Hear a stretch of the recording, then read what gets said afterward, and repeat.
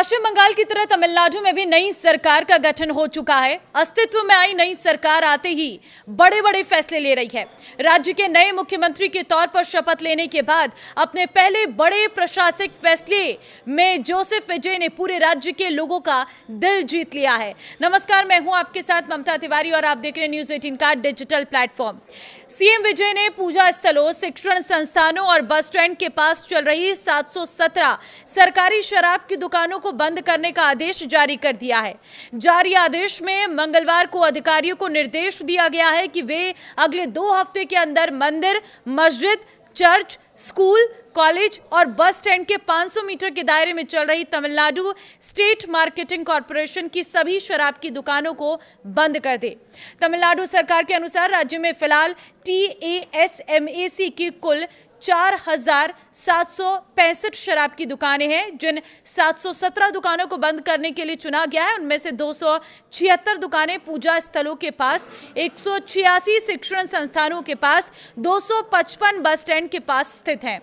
शराब की दुकानों को बंद करने का ये कदम विजय का पद संभालने के कुछ ही घंटों के भीतर किया गया बड़ा नीतिगत फैसला है और नई सरकार इस फैसले को एक अहम सामाजिक सुधार उपाय के तौर पर पेश कर रही है।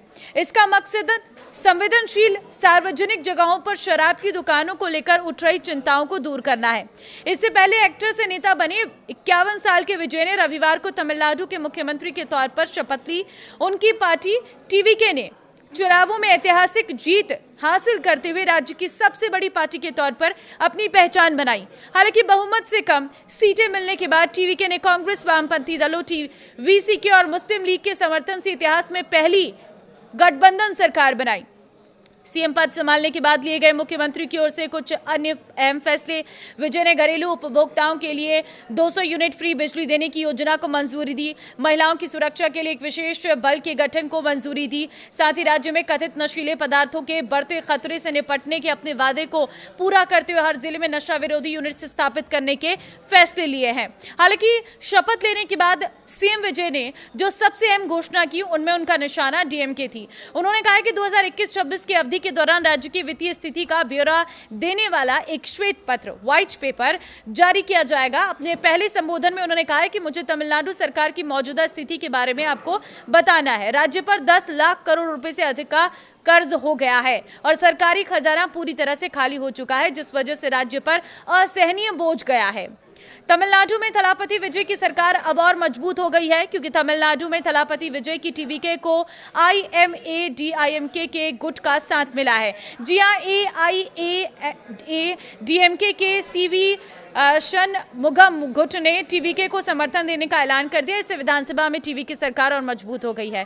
थलापति विजय धड़ाधड़ जिस अंदाज से फैसले लिए हैं, वो फिल्मों के जरिए बनाई गई उनकी सार्वजनिक छवि के अनुरूप है। हालांकि उन्हें गठबंधन सरकार की चुनौतियों के लिए तैयार रहना चाहिए, जिसका असर आगे चलकर सरकार के निर्णयों पर भी दिख सकता है। गठबंधन की पॉलिटिक्स वैसे भी मुश्किल भरी होती है, जहां कई बार ना चाहते हुए भी समझौते करने पड़ते हैं। कई बार साथी दलों की प्राथमिकताएं और उनके हित सरकार के लक्ष्यों से मेल नहीं खाते। विजय के सामने चैलेंज होगा कि वो कैसे तालमेल बैठाते हैं। उन्हें केंद्र के साथ संबंधों में भी संतुलन बनाना होगा और राजभवन इसमें बड़ी भूमिका निभाएगा। उनकी दूसरी बड़ी चुनौती होगी राज्य की वित्तीय स्थिति को संभालते हुए चुनावी वादों को पूरा करना। तो कैसे देखते हैं आप विजय की इस नई सरकार को? कमेंट में अपनी राय दें और इस वीडियो को शेयर कर दें।